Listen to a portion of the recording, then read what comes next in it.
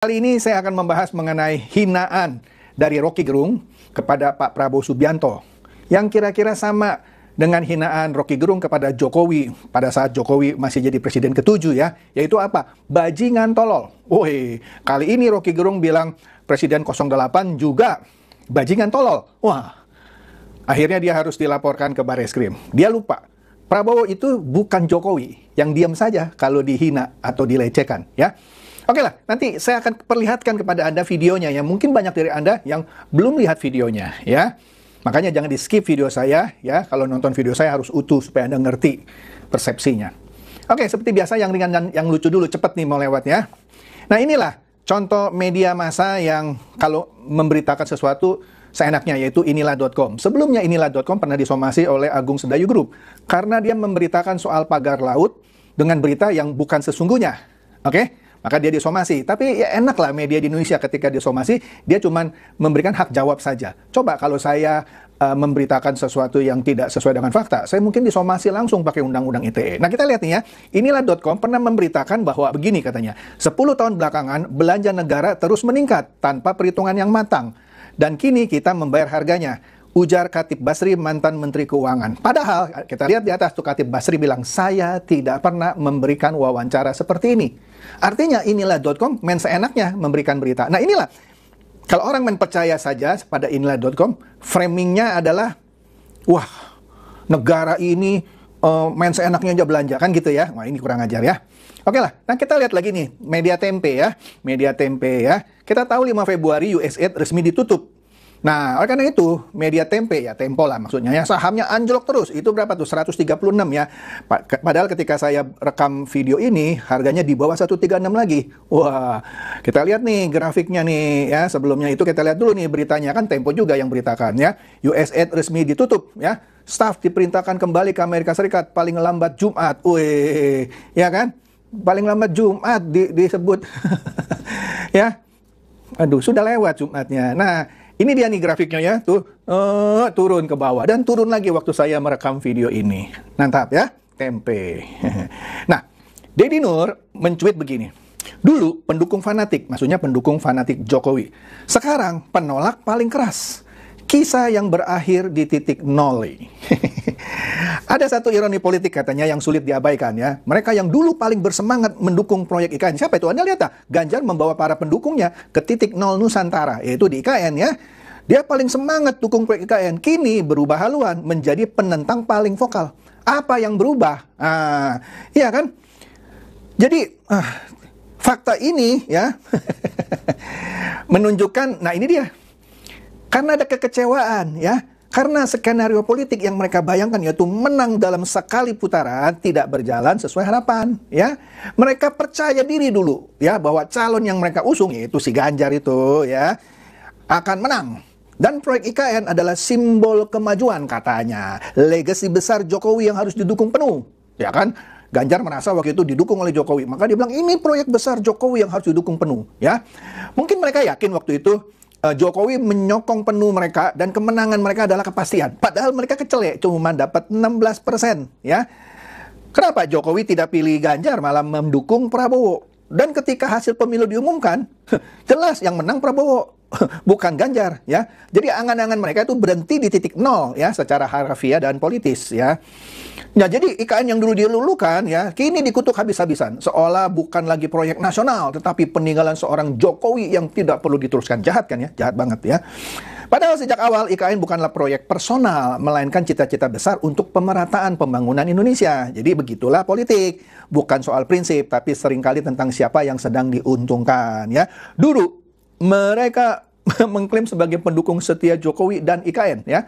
Tapi sekarang mereka mendadak menjadi pembela rakyat, tanda kutip. Rakyat yang mana? Rakyat 16% ya. Yang menolak proyek yang dulu mereka dukung sendiri secara berapi-api ya. Itulah dia ya, mereka yang angan-angannya berhenti di titik nol. Lucu dah. Nah, Partai Sosmed menanggapi cuitan Deddy Nur tadi.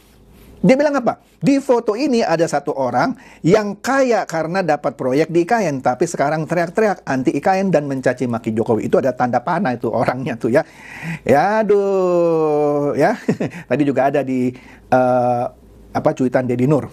Nah, kemudian Alex juga mencuit soal IKN. Dulu lowbat si 16% itu ya, dan buzzer-buzzernya puji-puji Jokowi dan IKN. Tetapi setelah lowbat KO yang dengan sangat memalukan cuma dapat 16% ya di Pilpres 2024, mereka kecewa dan marah, lalu menyerang secara masif dengan fitnah dan cacian kepada Pak Jokowi dan IKN. Mungkin teman Anda ada yang kayak begini ya. Dulu dia bangga-banggakan Pak Jokowi dan IKN, sekarang dia kutuk yang namanya Jokowi dan IKN. Nah, itu ada beberapa berita, kita lihat aja di sini nih ya. Ini contohnya ada cuitan sebelumnya dari Kusnul Khotimah ya. Apa dia bilang? Sekarang Husnul Khotimah ini ya salah satu pembenci Jokowi. Dia bilang apa? Lanjutkan IKN bersama Ganjar. Lanjutkan hilirisasi sektor tambang bersama Ganjar. Lanjutkan bangun infrastruktur yang merata di seluruh NKRI bersama Ganjar. Ya kan? Lanjutkan radikalisme bersama Ganjar. Jadi yang pertama yang dia bilang apa? Lanjutkan IKN bersama Ganjar. Begitu Ganjar kalah, dia caci maki IKN. Ya. Dia bilang di sini, retweet jika setuju program dan keberhasilan Jokowi. Wah, dia bilang apa? Ini dia nih Ganjar, penerus sejati program Jokowi. Begitu kalah, pencemooh Jokowi nomor wahid. Ya, Nah, kita lihat lagi di sini ya, juga Kusnul Khotimah ya.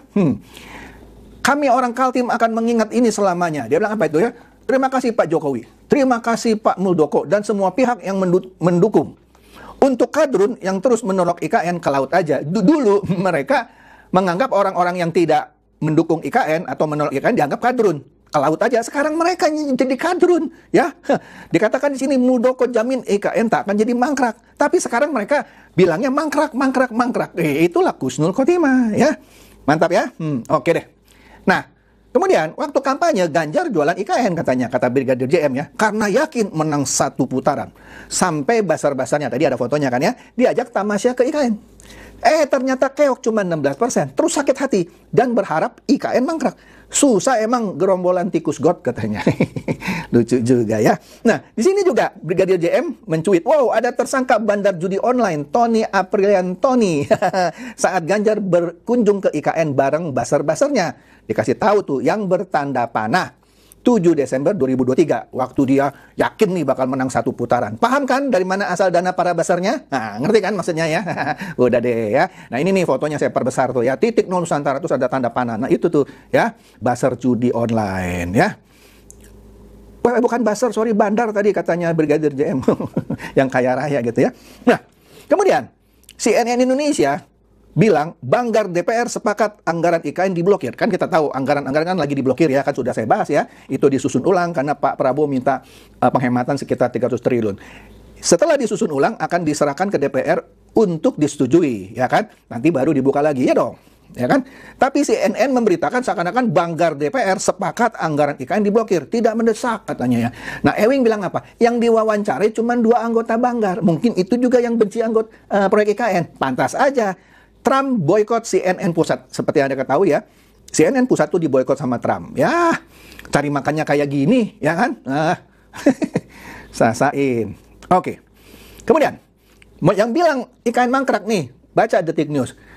Erdogan kan datang ke Indonesia ya, Presiden Turki ya. Di hadapan Prabowo, Erdogan pastikan Turki ikut proyek IKN. Mau ngomong apa lagi?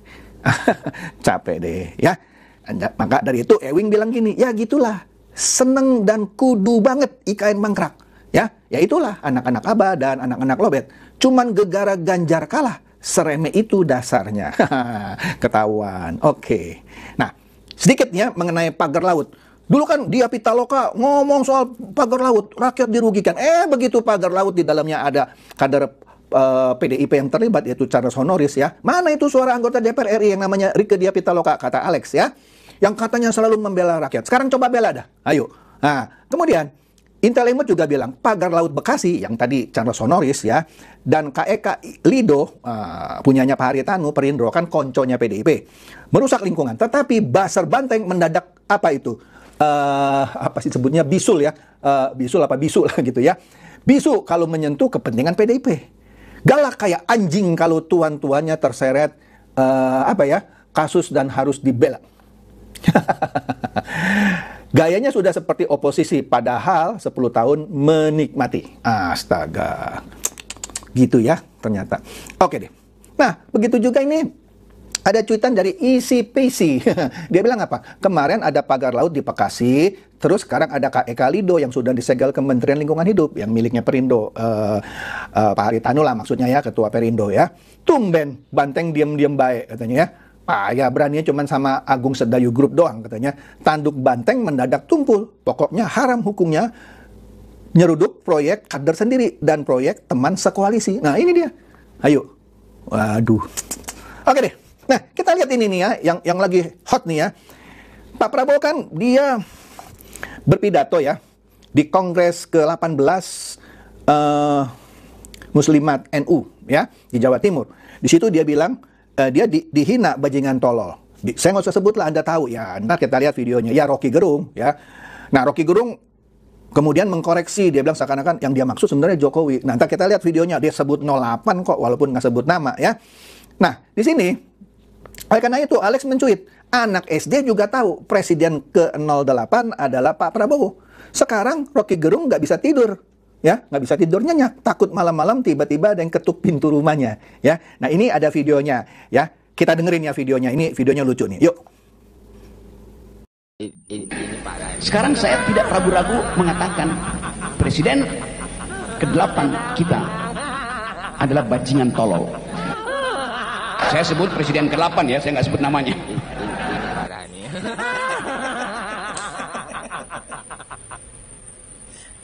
Nggak nyebutin namanya katanya. Gini ya Bung Rocky ya, walaupun Bung Rocky nggak nyebutin namanya, tapi kan udah jelas-jelas bahwa presiden ke-8 itu adalah Pak Prabowo Subianto. Ayo mau ngebantah apa lagi? Kan udah jelas-jelas presiden ke-8 adalah Bapak Prabowo Subianto. Ayo mau ngapain lagi? Pak Prabowo, gimana nih tanggapannya soal pidato Bung Rocky barusan? Ada yang mengatakan saya bajingan yang tolol, ya kan? Tapi saya nggak sebut namanya, kalian sudah tahu loh. Gitu. Nah, kena lo ya sekarang ya. Emangnya sekarang zaman Pak Jokowi? Enggak, sekarang udah zaman Pak Prabowo, udah beda bro. Kalau dulu zaman Pak Jokowi, lu seenaknya ngomong, mau caci, maki, mau menghina, seenaknya lu. Tapi sekarang udah beda, sekarang udah zaman Pak Prabowo. Sekali aja lu sindir, udah direspon langsung sama Pak Prabowo. Nah lo gimana tuh tanggapannya tuh? Ini parah nih. Apakah Rocky Gerung menyebut Prabowo bajingan tolol? Saya bilang iya, kalau bisa dibuktikan bahwa Prabowo ijazahnya palsu. Kalau bisa dibuktikan bahwa Prabowo sedang merancang IKN. Ini parah nih. Kedua, kalau Prabowo sedang membuat apa namanya itu SMK jadi 3. Jadi semua itu mesti kita lihat dalam konteks. Pada waktu saya ucapkan bajingan tolol, memang itu hanya diarahkan pada Jokowi, tidak pada orang lain. Dan potongan itu akhirnya beredar terus dan disebut itu presiden ke-8. Pada waktu itu moderator membuat koreksi, yang dimaksud Pak Rocky adalah presiden ke-7. Saya bilang ya, presiden ke-7 maksudnya. Ya, dia ngeles. Takut ya? Yang gentle dong. Berani berbuat harus berani bertanggung jawab, gitu loh. Kok malah ngeles sih? Cemen ah. Ujung-ujungnya malah ke Pak Jokowi lagi. Udah jelas-jelas tadi ngomong presiden ke-8. Kok sekarang dibelokin ke Pak Jokowi lagi? Tanggapannya sekali lagi Pak Prabowo. Bersihkan dirimu sebelum kau dibersihkan. Mantap, setuju Pak. Yang dibiarkan mulut ember itu terus-terusan nyerocos Pak. Harus dikasih pelajaran nih orang nih. Nah itu tanggapan Pak Prabowo ya guys ya. Jadi sekali-sekali harus dikasih pelajaran juga nih orang. Enak banget tuh mulut, ringan banget tuh mulut ya kan. Otak boleh pintar, tapi mulut juga harus dijaga biar sinkron gitu loh. Selama ini didiamin sama Pak Jokowi, nggak diapa-apain, ya kan? Tapi sekarang zamannya udah beda. Direspon langsung tuh sama Pak Prabowo. Nah loh.